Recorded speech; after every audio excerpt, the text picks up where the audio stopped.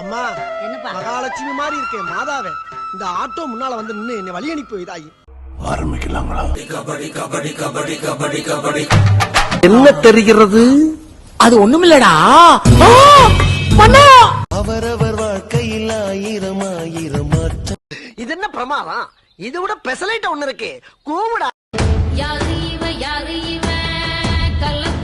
ஆமா, இவர் பெரிய கப்பல் வியாபாரி. போட நக்கு செத்த பையல மூஞ்சி மோரையும் வரும், மூஞ்சி மோரையும் பண்ணி.